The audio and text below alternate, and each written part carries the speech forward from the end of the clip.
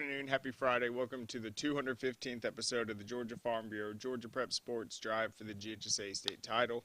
We've got a great lineup today. We're going to have Cass head coach Steve Gates on. The Colonels had an outstanding season. Really, they've been on the rise since Gates took over in 2020. We know what happened that first year, but they've really hit the ground running. And then we're going to have Starr's Mill head coach Chad Phillips on after that.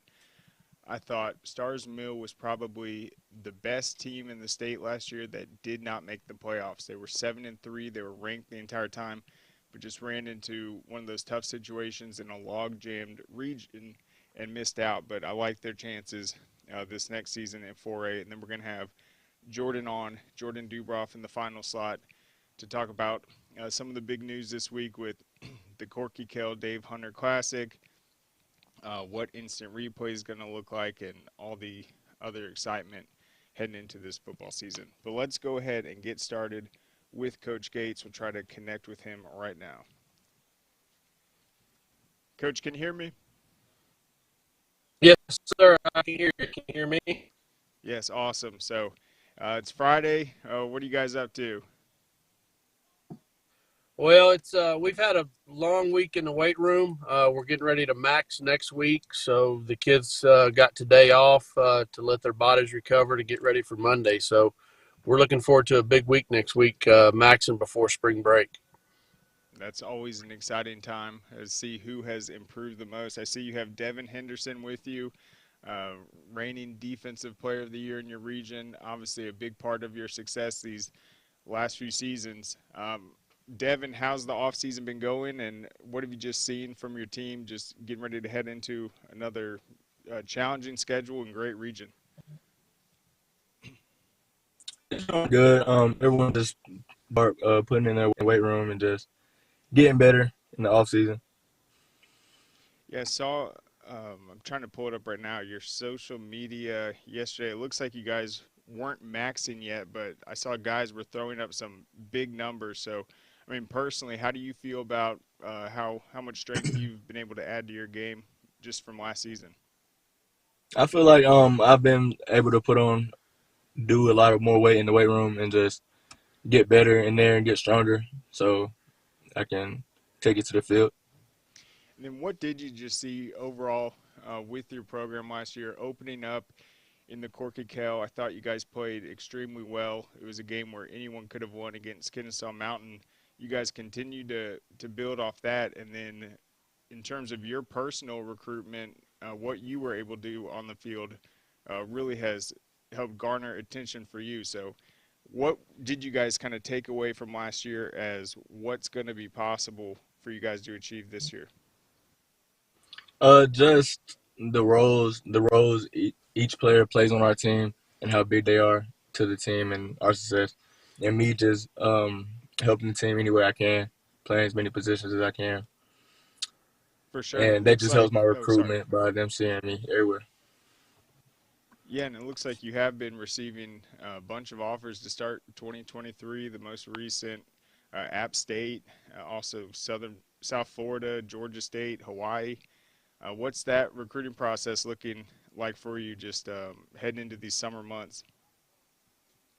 I mean, it's been fun. Just going to check out these schools and them having the time to communicate with me and offer me and try to get me on their campus. Just trying to cut a few schools down, make my decision easier. Yep, and obviously you can play a variety of different roles. So what's that like, just finding different positions to be able to contribute in and working on your craft at each of them? Yeah, just finding the right fit for me and where I'll play at on the school's defense and how I'll be implemented in their scheme. For sure. And so I want to talk about your region, just kind of what you saw in those big games last year. I thought top to bottom it was just really outstanding. You guys had Dalton, Hiram, Calhoun, Cartersville, Woodland, Stockbridge. It was a really competitive region. What did you just see overall just in terms of the big rivalries and just putting the Cass product against those powerhouses? Just a lot of great teams, statewide. Just showing we can compete with whoever now in some of the biggest and better schools in the 5A, and just showcasing all of our skills. Yeah, you guys played a ton of ranked teams last year, including Jefferson in the first round. You guys got that win. Thought that was huge for your program. Talk about kind of what that meant, though. You guys going up against a great Jefferson team in the playoffs on the road, being able to celebrate that win.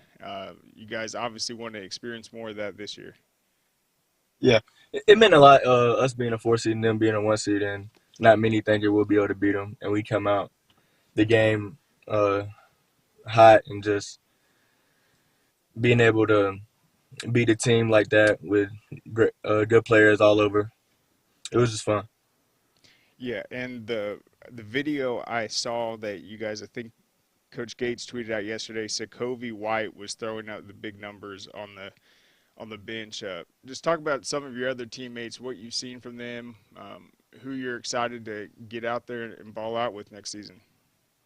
Yeah, so Kobe, my brother, Kevin, Bear, Caden, Kell, Brody. They're all just doing their part in the weight room, getting better. And those are some of the guys I rely on Friday nights. So just make sure they're doing their part in the weight room so I can rely on them.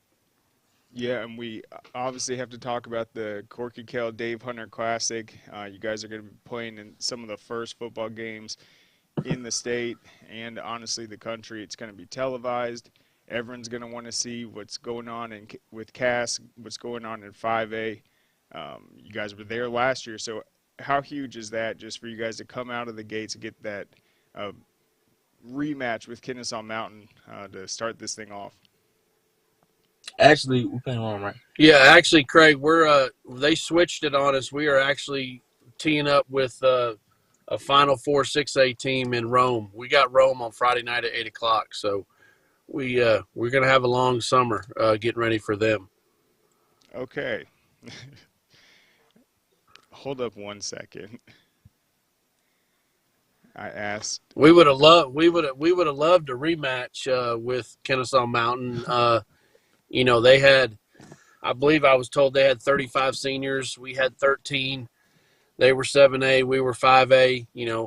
We had everything stacked against us, and a few mistakes on our end cost us that game. So trust me when I say our kids wanted that rematch with Kennesaw Mountain this year, but we were asked to step up our game and play literally one of the dominant teams in the state the past 10 or 15 years in Rome, and I'm just not going to tell anybody no.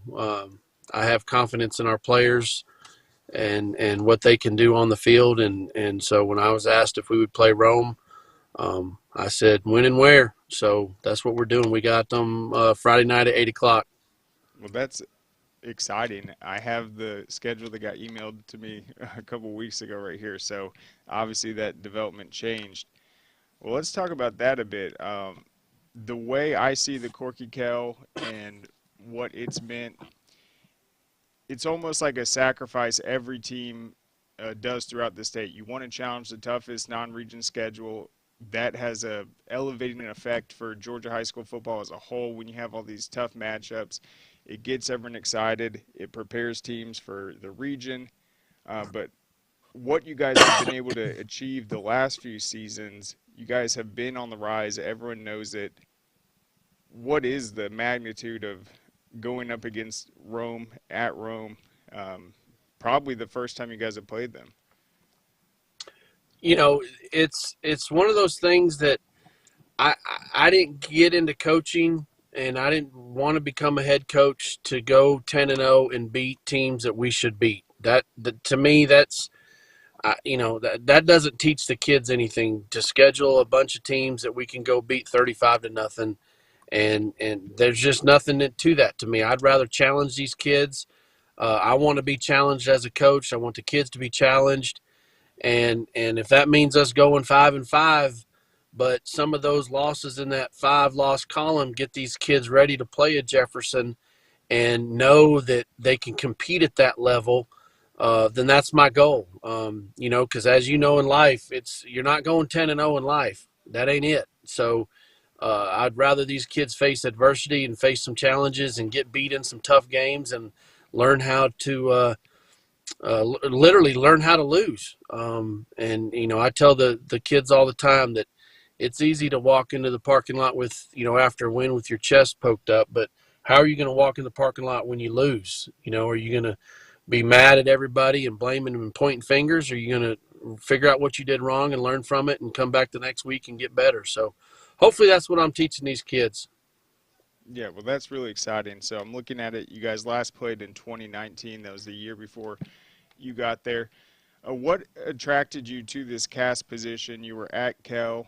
You obviously played at McEachern. You played at UGA. But I really think that entire area, as I mentioned with Cass, Hiram, Cartersville, Calhoun, it's one of the best regions in the state. Just what about the cast program did you see that this is a special place where we're going to be playing the top caliber? Just what we just talked about. I mean, as you mentioned that, I played at McEachern. I believe I lost 4 high school games total in my whole time at McEachern. I've won games before and had the opportunity to play at Georgia, and those type of things were great. And so in 19 and 20, like Hillgrove came open, and I just didn't want to go try to maintain somebody's winning 11, 12 games a season. I told myself that I would rather go to a program that needs an overhaul, that needs to be built up. And literally what I mentioned, 5 minutes ago, try to teach these kids lessons in life, and build things like that rather than just, winning at all costs and recruiting high school players and all that type of stuff that goes on in other places. I wanted to keep Cass kids. Devin's a Cass kid. He grew up, as a Cass kid. That was my goal, is to, there's some schools around here that cherry pick players and get the best players. And that's easy. That's easy to win when you've got, 10 or 11 of the best players lining up every Friday night. What are you going to do with the kids that's in your program? And that's what we've done here. And it's paid off, and the kids have bought in. I bought in. And that's the main reason I came to Cass, is to try to build something special. And that's what we've done, with a lot of help from a lot of great coaches, great administration, and obviously the likes of Devin and Kevin and Sokovie and the rest of the crew that's been here with me these 3.5 years. And then Najee was bringing up some of the underclassmen, Brody, that really stepped up for you last season. How huge was that? And then you talked about going up against these other programs that can kind of pick players away and just stack a team. But to get those young guys to have that experience, how huge is that for Cass being able to compete? Oh, it's tremendous. Devin, his first year, he had to start as a freshman. He started every game since he's been at Cass, and at this level of Georgia's a top 3 or 4 state in the country in high school football. We're 5A, so we're towards the top of the classifications. And here's a freshman out there starting, and that's kind of not the norm. Well, here comes Brody along and is obviously a phenomenal quarterback, and Devin, Devin doing what Devin does for the team. Literally switched from quarterback to go help us in 2 or 3 other positions on the field, that ultimately got him to over a dozen Division I offers. So just these kids being team players, and Brody and his crew in that younger 26 class, there's linemen, there's skill players. It's going to be a fun time around here the next 3 or 4 years. Yeah, and I can't emphasize enough just how incredible Region 7 is. I mean, last year Hiram ends up not making the playoffs, even though they beat the region champion Calhoun. That's just how stacked it was. So in these non-region games, I mean, how important is that, just to get you guys playing your best football, getting guys involved that are filling in and stepping into that varsity role for the first time, and then have you changed any of this non-region schedule outside of the Rome game? No, we're on the second year of the cycle, so we still have the Rock Marts. We have Cedartown in our preseason game, so we're playing some of the best teams in the state, best programs, and that's what I wanted. I cut from Shane Queen, where I can recall, like in 2012, 2013, we had Valdosta and North Gwinnett and Lovejoy, and in our non-region games, Shane would try to go play the best teams he could possibly face. So when we turned into our region and had the Hillgroves and McEacherns to play, then it wasn't, the kids had seen quality opponents. Well, that's what I've scheduled here with these non-region games, is getting these kids. And granted, we've lost some of them that we shouldn't have lost, and that's on us. But the kids learn from them, and nobody wants to call it a revenge tour or anything like that, a revenge season. But we lost some games last year, Craig, that we shouldn't have lost, and these kids are pretty ticked about it. And I'm anxious to see. We all got a chip on our shoulder right now, and I'm anxious to see how these kids respond this year to some of these teams that beat us last year that, quite frankly, shouldn't have beat us. Yeah, I don't know if one of those is the Mays game. I mean, I saw Mays play a few times last season. They were a team that fought till the end of every single game. They had wild comebacks, so much talent and athleticism. They gave every team they faced a lot of trouble just with all their talent. Did you guys feel like that was a game in the second round where, I mean, you guys could have won and just didn't work out your way? Absolutely. And Mays is a tremendous football team. They are loaded. They had players at every position. The offensive line was huge. They had a super fast running back, big outside, defensive end linebackers, skilled players everywhere. So, that was a game that was blow for blow, touchdown for touchdown. It's not that I was okay with that loss, but, our kids fought. Our kids fought to the last second. I hated to lose that game, but Mays was the better team that night. Maybe we'll find them again next year or this coming season. But that was a fun matchup. So I was okay with that just because of the way our kids fought. Yeah, and we'll get to see you guys in the 7-on-7s and stuff. But talk a little bit about your offensive, defensive line. Just obviously how huge that's going to be for you guys. Just what that group has been able to put into focus in this offseason. Yeah, we got a couple starters back on defensive line. We got Caden Ellis is back, and Tay McBiggins is back. We got another spot or two to fill with some younger guys, and we'll see how that happens. But offensively, the offensive line, we lost Parker Dunn, our senior center, and then we had a couple swing players, but we kind of getting 3 or 4 of our offensive line guys back, and they're actually extremely talented. Jaden Malone, Kell Ellis, Bear McCorder, and Tay. Tay actually goes to offensive and defensive line. So we're looking forward to, and we got guys like Peyton Graham and Judd Hyde, and there's several guys that are going to be vying for those 2 or 3 open positions that we have. And we'll see who, fills it in this spring and this summer. And it's wide open. As I mentioned earlier, Devin starting as a freshman, Brody starting last year as a freshman. Both our tackles were freshmen. Chase Tatum was a freshman, started at tight end for us.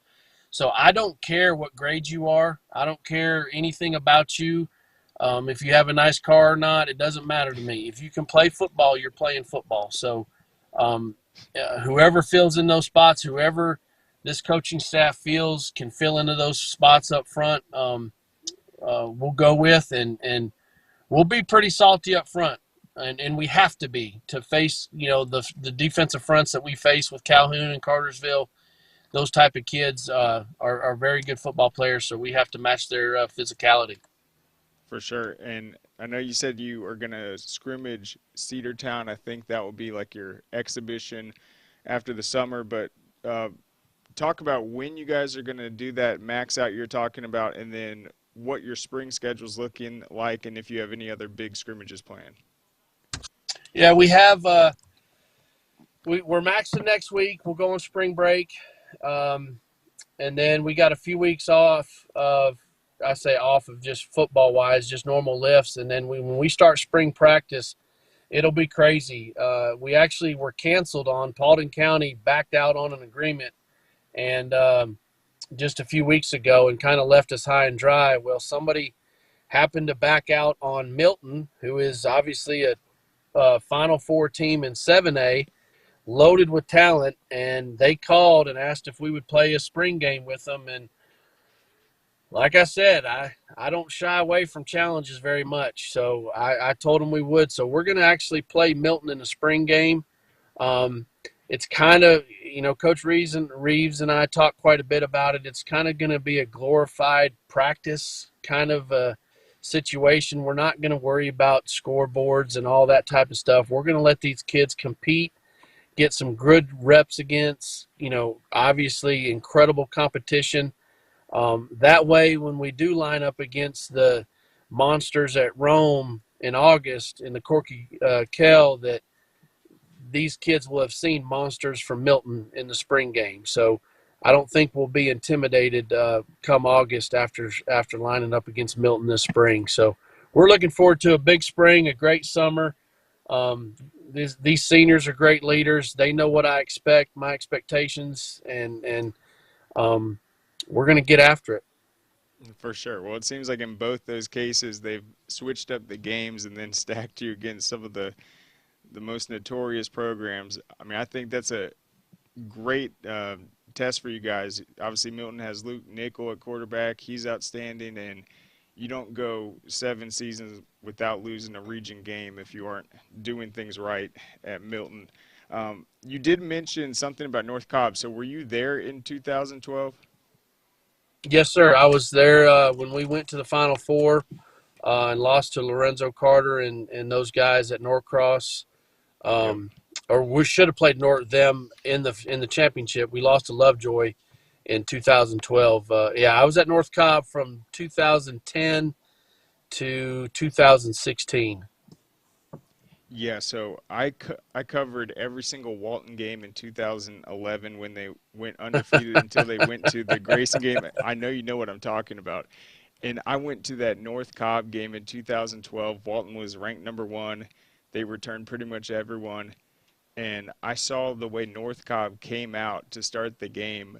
Some huge defensive lineman did a backflip. Everyone was just so hype. And I think you guys returned the opening kickoff for a touchdown and just absolutely brutalized Walton in that game. And I was like, man, that was one of the most physical games I've ever seen.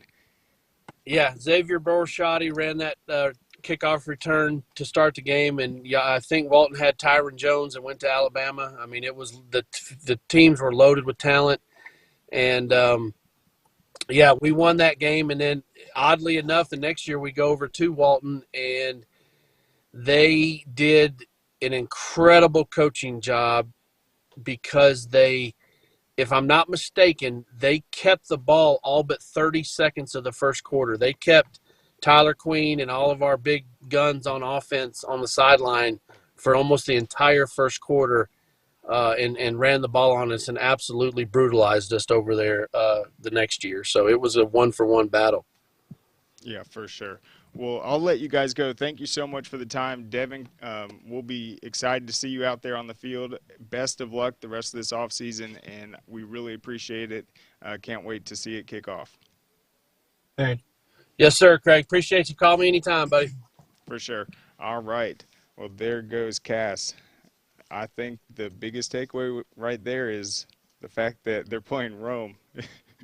I've been saying they're playing Kennesaw Mountain in a rematch because that's what was sent to me in the schedule. So we got to definitely update that. That's a huge game. I thought it was going to be Creekside Rome, but no, it's Creekside Kennesaw Mountain now.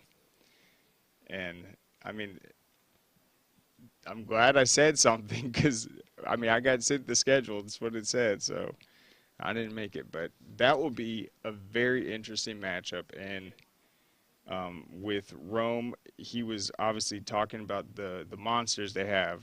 their big defense, all the size.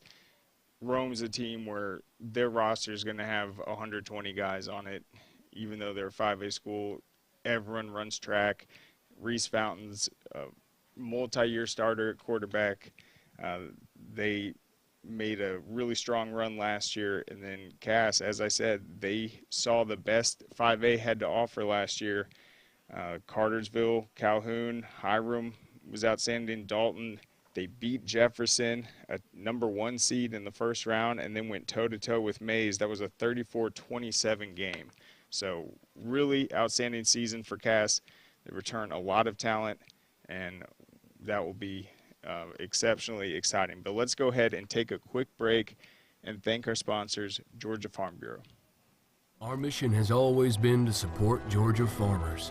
That's why we created Georgia Farm Bureau Mutual Insurance Company, providing financial protection that farmers needed. While this remains the same today, we've grown to protect all Georgians through home, auto, and life insurance. From the very beginning and into the future, we stand for every Georgia community. We are our Farm Bureau. All right, welcome back. So Cass, they'll scrimmage Milton in the spring. They'll scrimmage Cedartown right before the season. I'm interested to see what Cedartown looks like. You said the Milton one was going to be more of a glorified practice in a sense. I think they'll probably just let the ones go up against each other, get acclimated in a sense. They'll obviously have a busy off season with all the 7-on-7s. They're in the weight room. They're maxing out. They're putting up huge numbers. And then the rest of their non-region schedule, they're going to play Rockmart again. Rockmart was a great team last year out of 2A.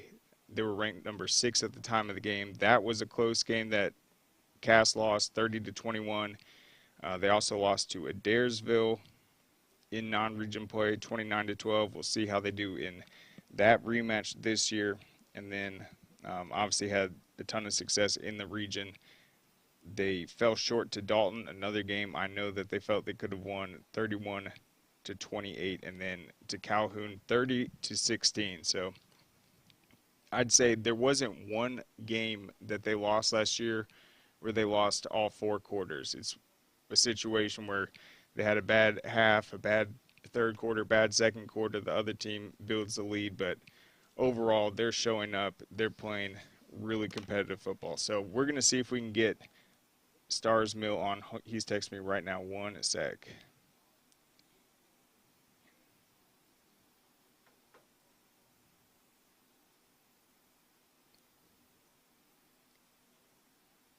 One sec. But yeah, let's shift to 4A and Starr's Mill because, as I said in the opener, they were the best team to not make the playoffs. You could argue maybe Hiram was because they beat Calhoun, but I really thought Starr's Mill was poised to make a big run in 4A. They were new to the classification, and the things just didn't turn out. They were 7-3 and lost some heartbreaking games, including a 3-0 loss to Trinity Christian, and then they bounced back to win 3 straight, and then against rival Whitewater. All right, Coach, can you hear me?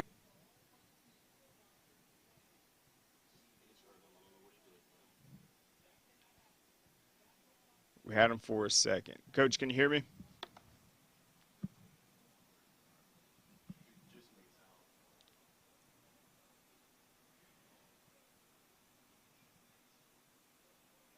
Okay, he said he can't hear me, but we definitely had him. We're going to try one more time.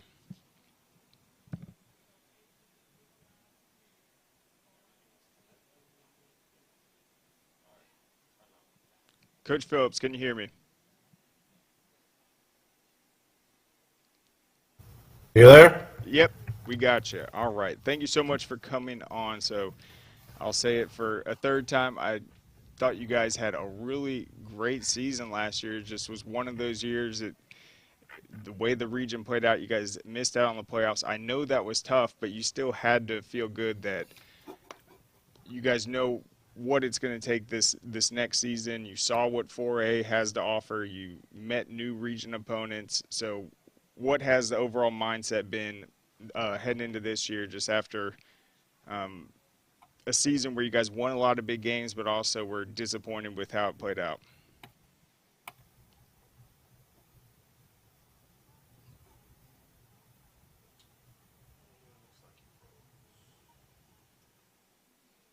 All right, froze. So, Coach, can you hear me?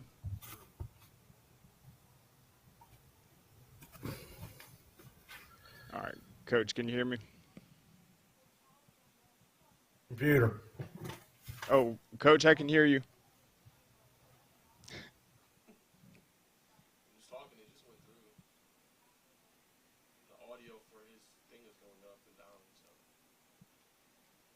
All right. He says he's going to try his computer. So they opened the season last year with a 27-17 win over East Coweta. We know how good they were last year. They were 4-0. Starr's Mill was. They ascended to number 6 in the rankings. They're ranked number 5 heading into the Troop matchup after they had an overtime win over LaGrange, who I thought was one of the other teams that had a ton of returning talent, had a chance to challenge the top 4A programs with Cedartown, Troop, who they ended up actually beating, and then, of course, North Oconee, some of the other powerhouses. So they had a huge overtime win over LaGrange. You went, and I think that was one where they went for it on a 2-point conversion and got it. So it's like you have that gamble, you're 4-0, everything's great. Well, then you match up with Troop the next week. They got blown out in that one, 44-17. Teo Todd, a name that I've talked about a lot in the past, but we need to talk about more. He's returning for his senior season. Probably the hardest guy to tackle in the open field in the entire state. He's had Troop knocking on the door these last few years, and I think they can definitely make another strong run this next year. And then they fell short the following week after Troop, 3-0 to Trinity Christian. Trinity Christian was coming off their Class A private state championship run. They had a ton of new pieces, but that was just a defensive struggle. All right, Coach, can you hear me? I got you now, Craig. Sorry about that. Oh, yeah, not your fault at all. So, yeah, just talk a little bit about what you guys were able to take away from last year. Obviously, it was a sour taste in your mouth, but you guys did show you guys were in the kind of top brass of 4A. You guys had some huge wins last year. Just what was the takeaway? Well, some years you're killed by injuries, and I'm not going to sit here and make excuses, but we had the Trinity loss, for instance. We had 9 9th and 10th graders starting that night due to injuries and, different sickness. These kids are still coming out of this COVID isolation type stuff where there were several games we had several of our best players that didn't play, that were not available to the Troop game. Ray Joseph, our fullback, didn't play, was in the hospital with some kind of respiratory issue. And, Jeez. It was just one of those years where we'd gone five years without significant injuries that we got all of it thrown on us, and we weren't able to overcome it. And, we've got to be mentally tougher. Physically we're strong in the weight room. We got big, good-looking kids, but we've just got to be better mentally. And our mindset, we've got to go back and kind of readdress some issues as far as our mentality. We got to be tougher mentally. And, we lost. We had a lead at the Whitewater game at halftime late in the third quarter and blew it. And, Troop just got a difference maker right now that we're going to struggle with. But, there was no reason we couldn't come up with a win and snuck back in the playoffs last season. Yeah, for sure. And, even LaGrange last year, I thought they were so good. That's a historic program. They've had some bad seasons in the past, but they've just been taking massive leaps year after year. You guys had that great overtime win over them, but you said you kind of came out of that. That's when the injuries started settling in. Yep. What's the strategy going to be to build that depth and get you guys in a situation where you hit the region this year, you guys are going to be on a mission? Well, the good thing is we were very, very young. We're basically losing 2 starters off defense and 2 off offense. So we were young. LaGrange, very physical game, very physical team. Unfortunately, it was a terrible draw for us to draw them first. And, we played hard. We found a way to win, but, the end result of it was we were so beat up after that ball game, and then went right into Troup County, which they were just as physical.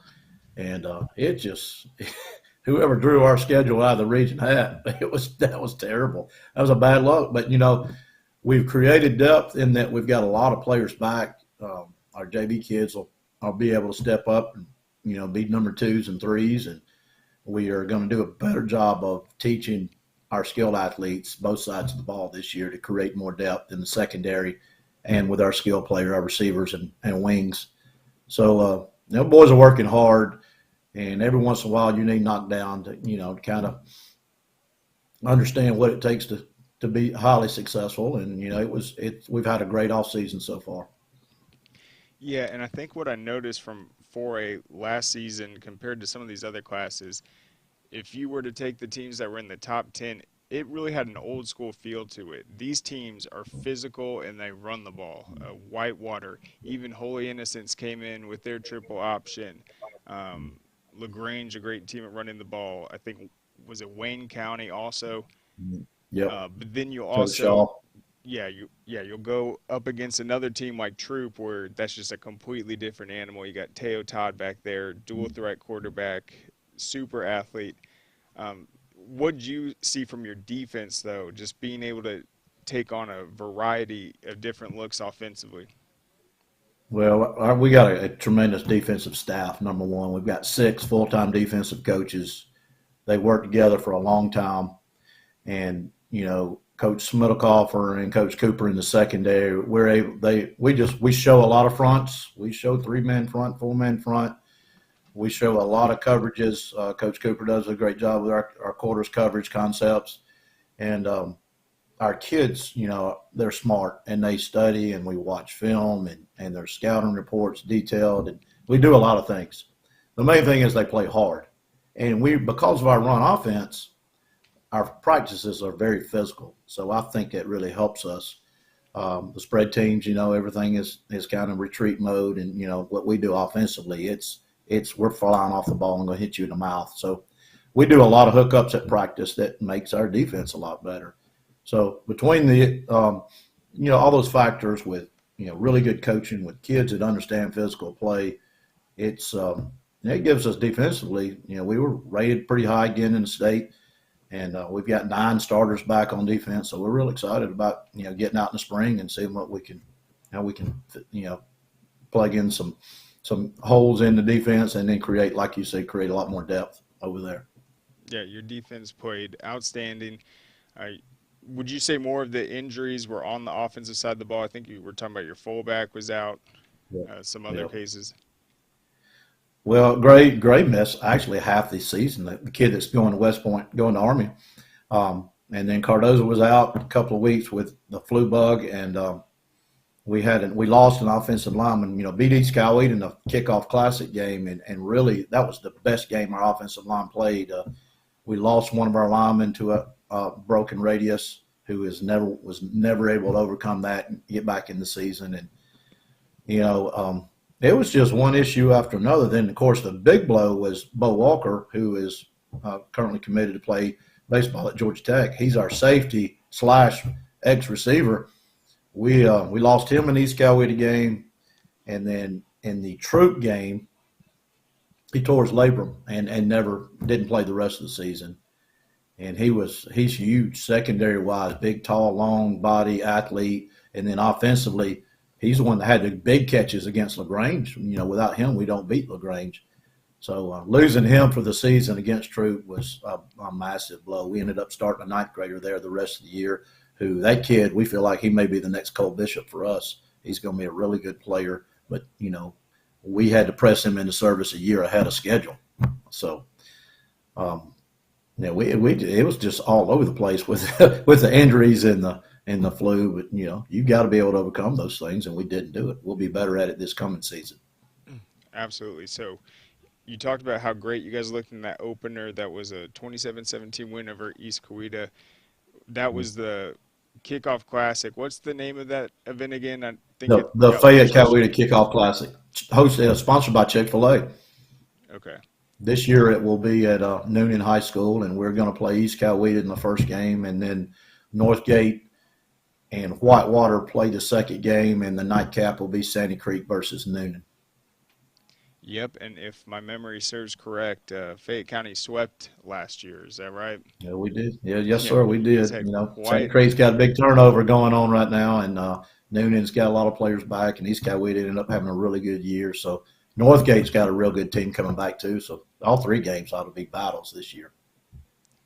Yep. So same non-region schedule this year. I take it. So Northgate and then Luella. Yes, sir. Awesome. And then who are you guys planning to scrimmage? I don't know if you have a team during the spring, but just ahead of the season. Yeah, we're going to play Hiram this spring. Talked to Coach over there at Hiram, and we were kind of both looking late, and we got hooked up with them. So they're going to come over to our place on May the 19th, which is the first time we've ever done a game. Our kids are real excited about having a game, this point of the year. So they're working.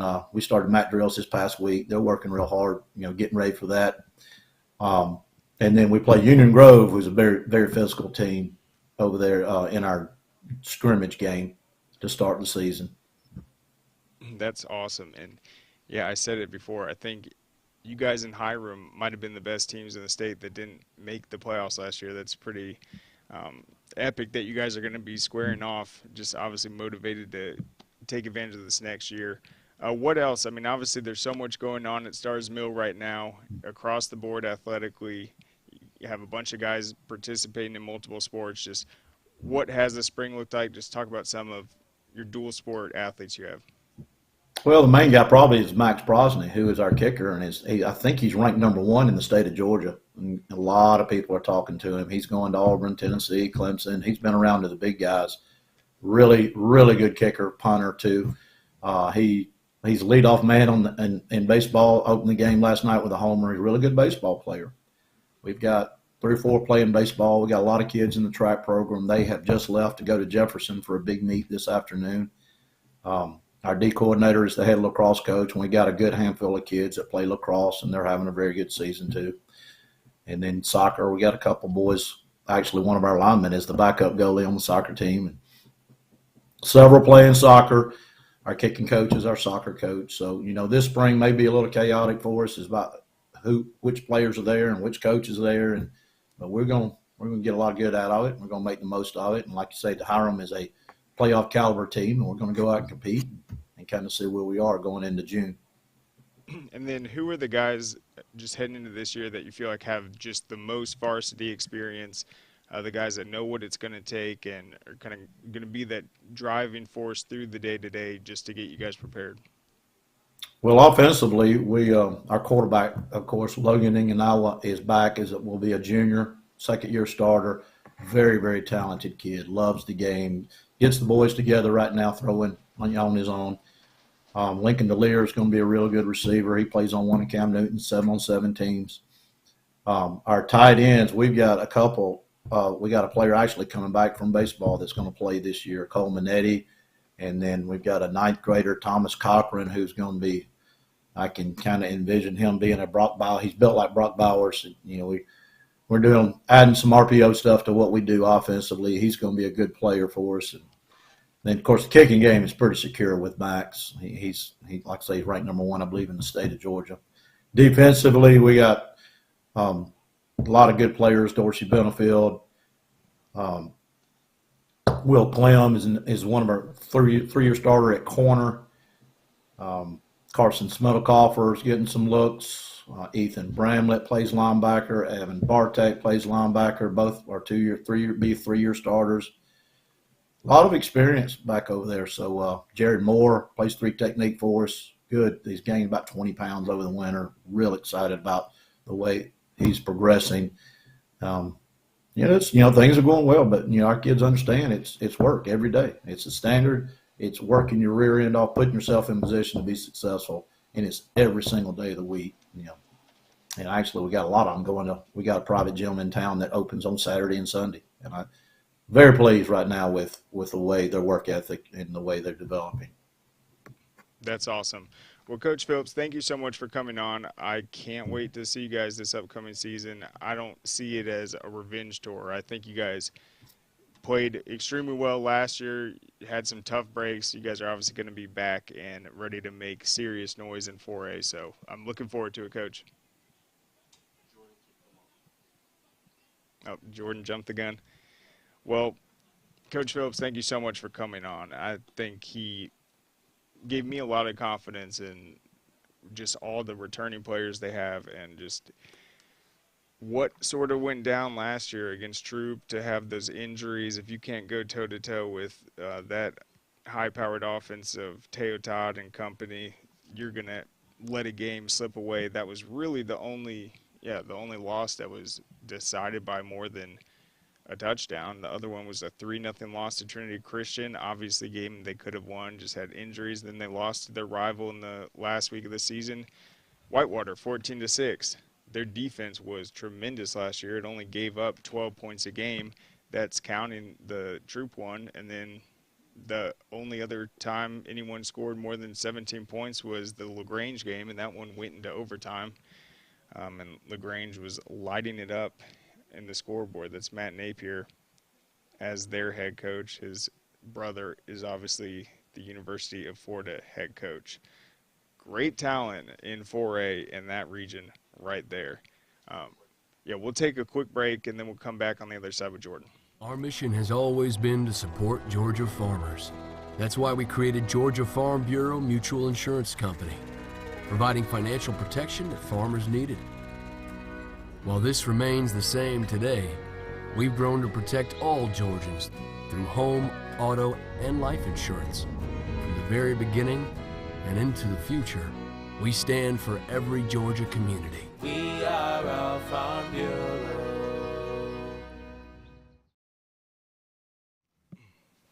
All right, welcome back. So Jordan is ready to roll. Get him on right now. All right, so Jordan, let's start with the instant replay. But the point I want to emphasize is it's one thing to introduce instant replay at a football game and then people hear about what happens. But you add the televised aspect to it. People are going to see it. They're going to see the refs talking. They're going to hear what's going on in the booth. So they're going to get to see the process for the first time. I think that is probably the most important thing that's going to get people behind it. How excited are you just to have that as part of this year's Classic? Excited to have in this year's Corky, Kell, Dave Hunter Classic. It's going to be awesome to see how instant replay helped change high school football in the state of Georgia and in the state championships too.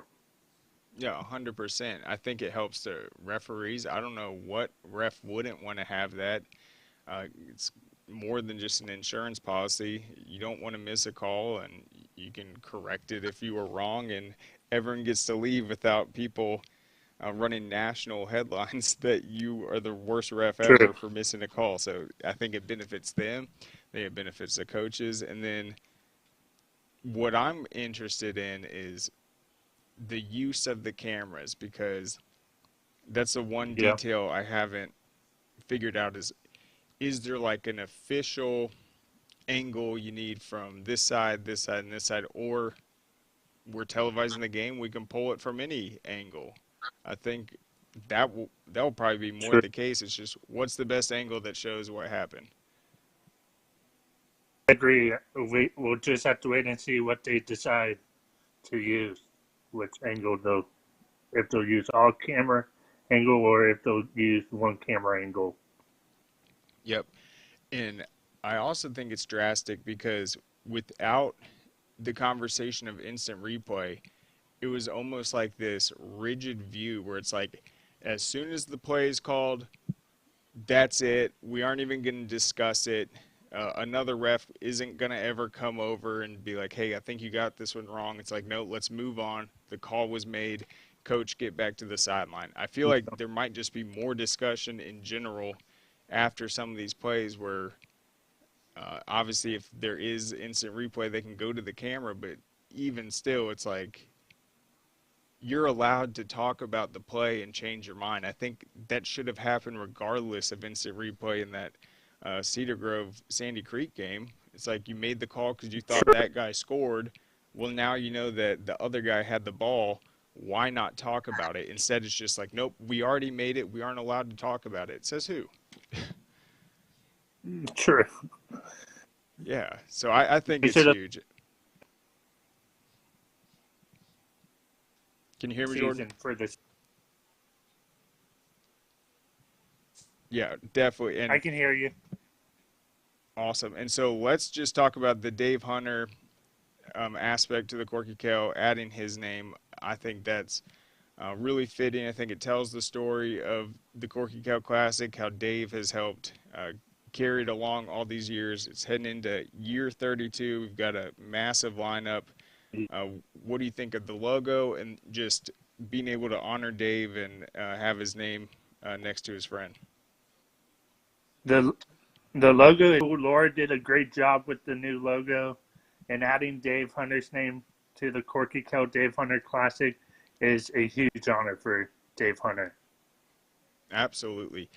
And, I mean, you've been at these games. I think what makes it so unique is if you think about every other game on your football schedule, you aren't following another previous game. It's like if it's a home game, you go to class, you wait for kickoff, you show up, everyone's waiting, blah, blah, blah.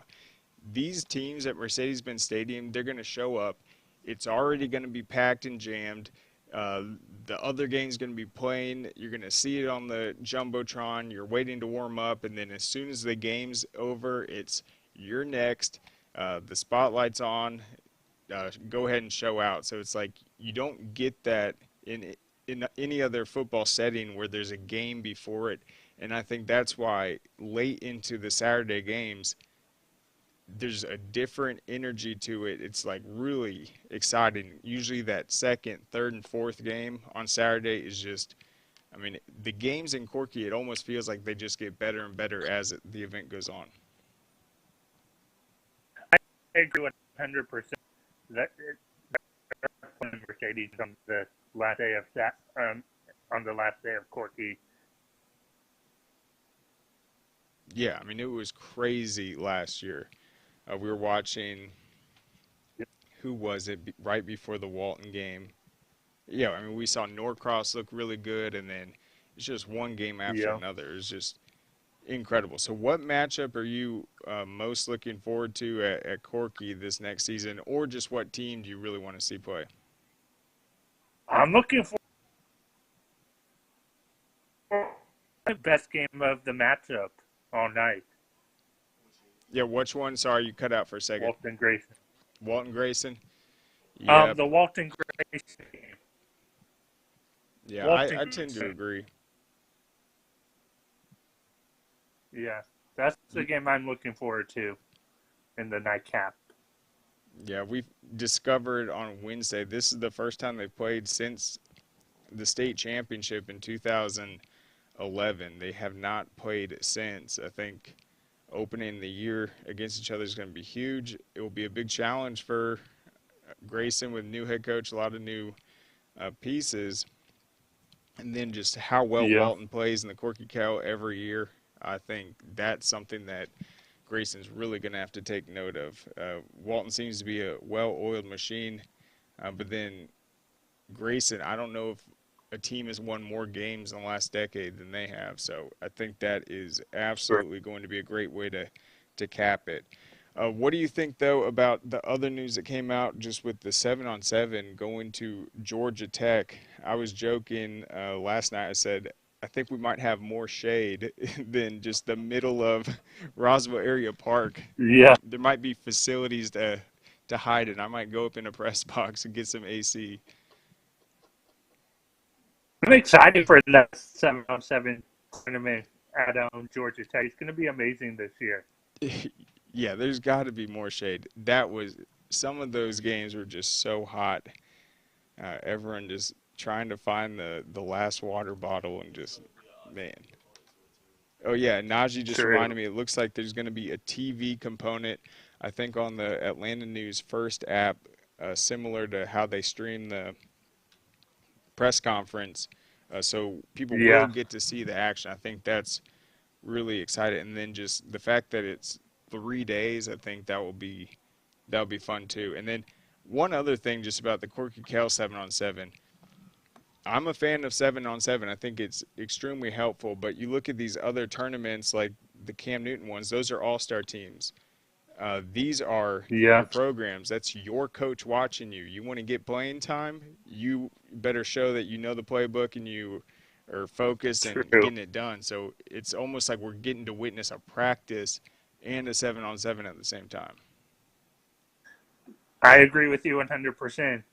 It's going to be here in a couple. So,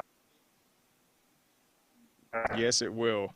And, man, we've just seen so many good games in those 7-on-7s. Let's talk about yeah. some of these other spring sports, though. What do you expect? Just, I mean, it's always busy at the end with baseball, soccer, lacrosse, all these different sports at once. Are you going to try to get to any potential games or state championships once they roll around? Yeah, I'm gonna try to. If they hold any of the baseball games at Truist, I might go out over there and cover some of the games. Yep, they haven't said which classes. I'm assuming 7A will be there, but I know the baseball it's going to be at Truist. I think it's at all the Braves affiliate stadiums. So it's going to be Truist, Coolray, the Rome Braves Stadium, and I think one other one. So all great venues for sure. So I would love to see one of those state championship games. Same. Yeah, and Same. then And baseball will be MLB will be here before we know it too. yes, it will.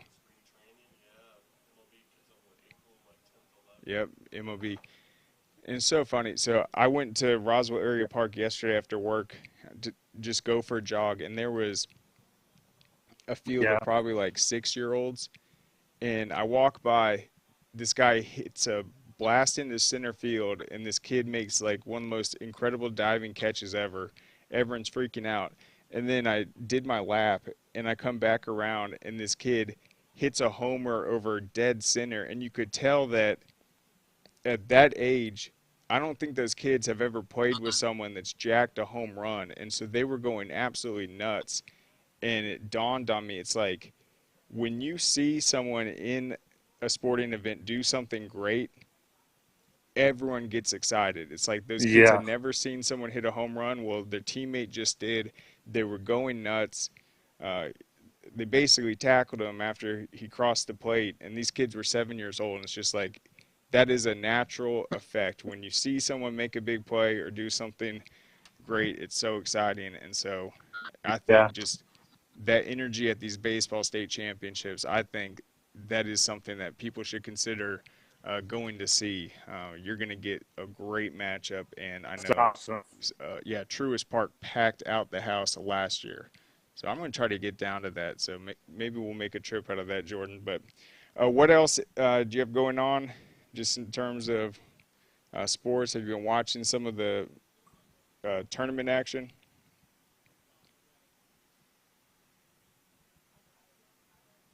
Oh. Jordan, can you hear me? I have been busy working, so I haven't had time to watch any of the tournament going on. Yeah, I can Yeah. hear you. Yeah, I feel you on that. So,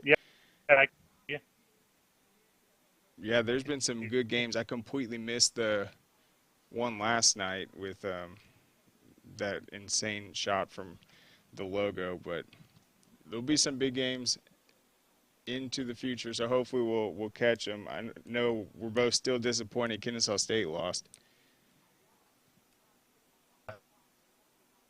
True.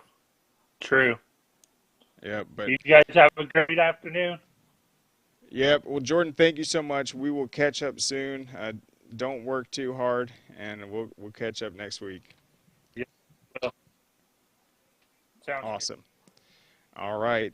So that about wraps up the show. I do have to mention the big news. Go back and watch Najee yesterday, Keeping It Real with Najee Wilkins. He completely called West Forsyth as the #1 team in the state. They just beat Lambert for the first time in school history. I think that is a major result in the lacrosse landscape. They had outscored them 159-43 in their previous matchups. West Forsyth had never been able to score more than 6 goals in a game against that Lambert defense. We knew that they had a lot of prospects that Najee was talking about. Their offense had been clicking, and they came out. I don't know what that noise is. But then they came out and got the 10-9 win. So what's going to go down in 7A boys lacrosse? There are a ton of good teams. You have the Walton boys just beating a great Roswell team. So it's going to be outstanding. You're good. We can play it. Yeah, let's play it right now.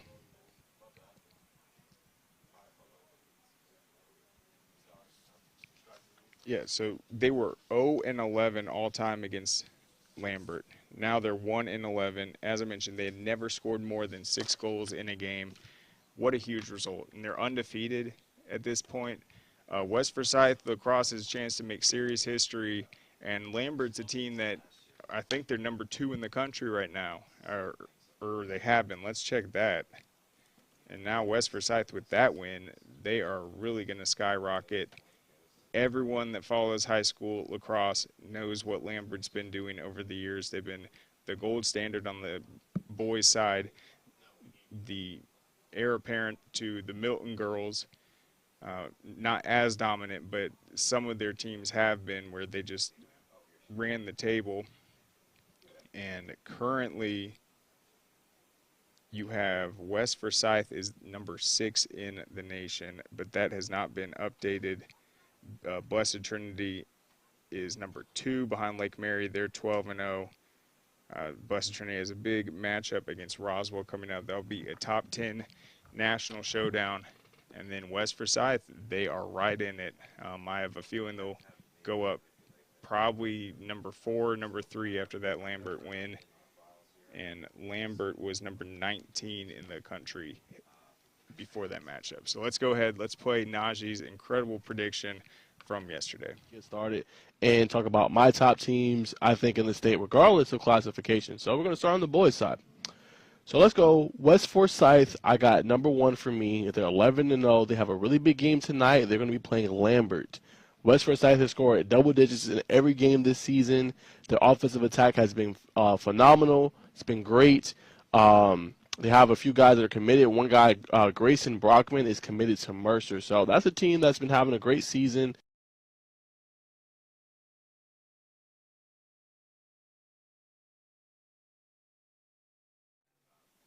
There you have it. So that was the first time they've ever scored more than 6 goals. That offense putting up 10 on Lambert. Let's see if anyone else has been able to do that this year. Lambert's 10-3 now.